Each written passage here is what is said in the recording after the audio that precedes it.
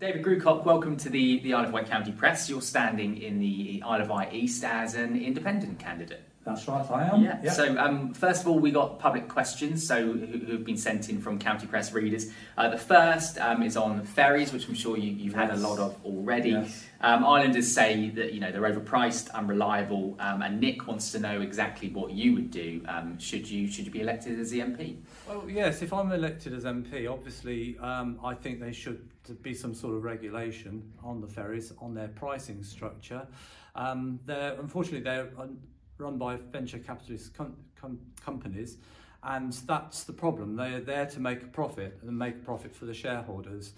So the islanders don't seem to come into the equation, so the price structure seems to be bizarre. For instance, for people coming to the island in bank holidays, you can pay as much as over £300 for a return ferry. That's putting people off. So the tourist economy is going to suffer from that. There are the lucky few of us who have trade rates, and that works very well for us. But a lot of people coming to the island don't know that. Moving on, Health Watch Isle of Wight have said there's a big problem with dentistry on the island. It's no secret, young islanders, young and old, struggling to get an appointment or a dentist at all to register there. Mike wants to know what you would do about that should you come into office. Well, I think everybody has a right to NHS dentistry. And I don't know how we've got to this situation where people are struggling to find an NHS dentist. For instance, my dentist who I talked to recently broke his leg, and he's been working from the second day that he had that leg broken, sitting down doing dentist because he can't get a full-time partner. He's getting penalised for that because if he doesn't reach his targets and performances, they take some money away from him.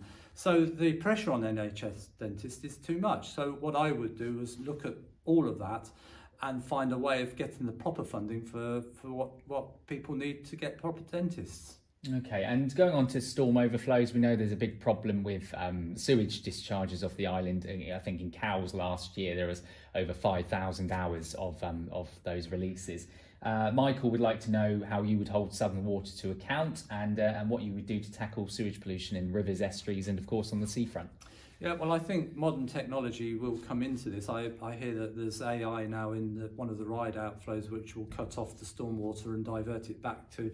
So that's a solution there, but I think they should be fined heavily for any sewage going into the sea or the rivers. It's unacceptable. They make lots of profits for, again, we're back to how much profit they make and how much goes to the shareholders and chief executives. That money needs to be reinvested.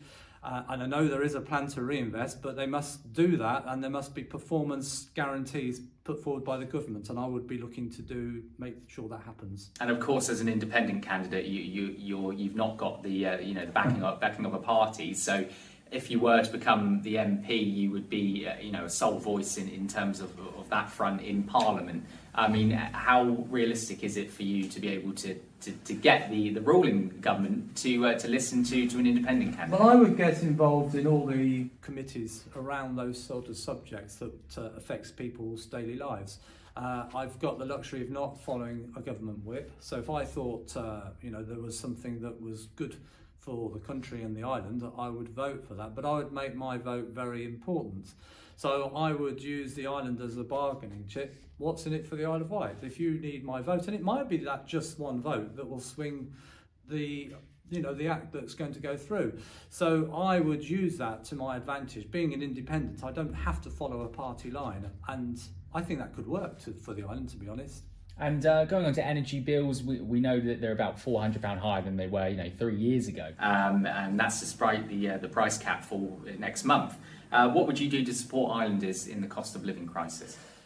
Well, again, I would try to get those energy prices down by some subsidies be put forward. Again, encouraging people to use clean and green energy. But yes, it's a huge one. That I mean, we have the regulation that they put forward, the caps on energy, and I would make sure that those caps keep coming down so people can afford the energy that they use. And moving on to education now, we know that there's a desire to improve the outcomes and support schools on the island. How would you set about doing that? Support schools. Well, again, I would look at what the government are proposing to do, and if it was something that I thought was good for the schools, I would absolutely back that. I would talk to the schools locally to see what their problems are, and I know there are lots of problems with funding to the schools. A lot of them are run like businesses. Head teachers tend to spend more time balancing the books than actually teaching the children, and I think there must be more time for them to try and do the job that they were there to do. And NHS, much like the dentistry, really, but the NHS here, St Mary's Hospital struggle for the availability of beds. You've got the mainland factor as well to include, and of course extra pressures in summer, winter months as well. How would you support and improve NHS hospital care on the island? I would try and find the extra beds. I mean, they're always short of beds, and this is the problem. It's all backing up. So if there's pressure on A&E, that puts pressure on the wards, and of course they can't then release the beds in the wards because there's nowhere for the people to go. There's not enough nursing homes now. So I'd be looking at all that. It's a knock-on effect. One affects the other. So you've really got to start at the bottom and go right through. But the whole NHS wants to have a full inquiry and not just involve specialist consultants, but everybody who's involved in it, from the nurses, everybody needs to feed into that. The people who work there know what the problems are, and there are lots of problems and they need to be sorted. And on a more local level, GP surgeries, of course, similar issues, but in terms of appointments, getting those appointments, how would you support making more appointments available, especially with the increased number of GP surgeries closing? Well, there's a shortage of GPs, and again, it goes back to the training, encouraging people to become GP practice. I don't think there's enough incentives to become a GP, so we need more GPs. More GPs means more appointments available.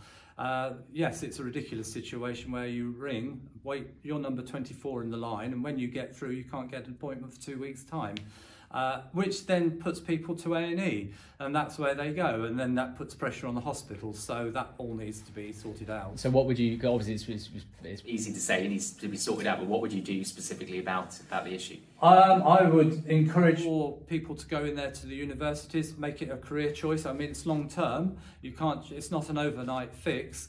And I mean, I know a lot of the junior doctors go on to stay in the hospitals, but we need some of those to go into GP. So there must be incentives to be put there, maybe better pay, better performance pay, things like that.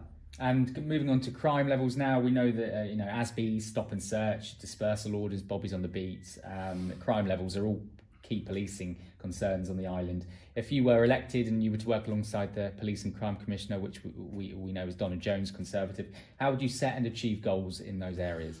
Well, I think the first thing is a lot of the crime is young people haven't got enough things to do. So I would certainly look at opening more youth hubs so they've got places to go, more sporting facilities for young people, giving them something to do, because idle hands makes the devil's work. So I think to get a better situation and youngsters off the street corners causing mischief and crime, I think that would be my answer. But yes, more CCTV around the island, especially the towns where the trouble spots are, monitored full time.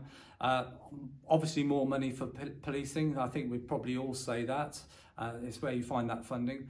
And working with the Commissioner on, the solutions to all these problems that we've got. Well, that's it, exactly. So where is the money going to come from? Well, that's a big question, isn't it? Because the other parties say we're going to cut taxes, but sometimes you have to raise taxes to get the funding. Otherwise, you're going to keep cutting services. And the police services have been cut, as has the council. There comes a time where there's nothing left to cut. And then they say, well, we'll cut taxes. Well, that's an easy fix, isn't it? Everybody's going to vote for that. But sometimes you have to look at the whole taxing structure and see where you're going to get that money from. And perhaps looking at the bigger companies making a lot of profit, taxing those a little bit more, and hiring the tax bands and that thing. It all needs to be looked at. But there has to be more revenue coming in. Otherwise, you're not going to be able to do anything. Okay, and moving on to the quick fire round, so these are one-word answers. Right. Yes or no, would you nationalise trains? No. Would you push to rejoin the EU? Yes. Island or party first? Obviously, you're in Island first. Yep. National service, yes or no? No. Energy, nuclear or alternative? Alternative. And should 16-year-olds be allowed to vote? Yes. The question's just for yourself, David. Obviously, we know a lot of your campaigning has been around reopening roads, in particular Leeson Road, because you're Ventnor, it's an issue that affects you and that side of the island in particular. How can you expect anyone to vote for you when, your whole campaign really is prioritised on opening that one road? Yeah, well, I've tried to, at the hustings that I've done, is say I'm not a one-trick pony. I have got other issues, and I have tried to reiterate that. Obviously, in my opening remarks, I mentioned Leeson Road because that is my main thrust to. It's not just Leeson Road and all the roads around Ventnor, it's the whole island, and the way Island Roads contract is run by the council. It all needs to be looked at. Maybe that's an internal investigation, I don't know, but that's my main thrust. But there are other issues as well, as we've mentioned, the NHS, dentists, housing, particularly housing for young people stuck in rented accommodation who can't find accommodation. That all needs to be sorted. First time buyers need to have guaranteed government loans. Okay, I have to cut you off there. But moving on to, you say it's not just a campaign about Leeson Road. How have you actually engaged with islanders outside of Ventnor? Of course, you mentioned the hustings. Well, at the moment it's the hustings, and it's all that. I've got leaflets to go out at some stage, talking to people, and social media is one of my big things, increasing, because I have a special Facebook page, increasing the number on that. Getting that to be shared and actually seeing how that works, because people say social media is a very strong medium, and I think the message is getting through to people, and word of mouth of course is a big one. And moving on to the final set of questions, if you were elected as an MP, what would you do? What would your first three top priorities be for the island? My first three priorities for the island. Well, I think one of them's got to be cleaning up the sea and the sewage. We know global warming and the excessive rainfall, so I think that's probably quite a green agenda in a certain way. So that would be the first one I would look at. Again, sorting out the roads. The island gets a rough. I know we have the PFI, and I know there's a certain amount of money over a period of time. But sometimes we need extra money for the transport problems we have on the island, and we have quite a few problems there. And the third priority, I think, has to be probably looking at across Solent problems we have with the pricing structures and the way the ferry companies haven't invested. They haven't invested in new ferries. I know we have got 2 new ferries ordered by Red Funnel, but Whitening need to do the same. So I think those would be my top 3 priorities. Okay, and I was going to say but we know that if you do become MP in your constituency, the other MP would be of an opposing party. So how would you work with them, and of course the Alliance Council? What, on the island, you mean the West Whites MP? Yeah. I would work with them. I do know Bob Seeley. I've worked with him. He's helped us. So if he gets in, that would be quite easy. I'm not party political. I work with anybody. I'll work with the council if I need to. I'll always answer an email. I'm not one of these people who sits on things and never answer anything. I'm an easy person to work with and easily contacted. Okay, and very finally then, why should islanders vote to trust you as their MP? Because I'm not a party political animal. I've got nothing to sort of, nothing, I was going to say nothing to lose, that's probably the wrong.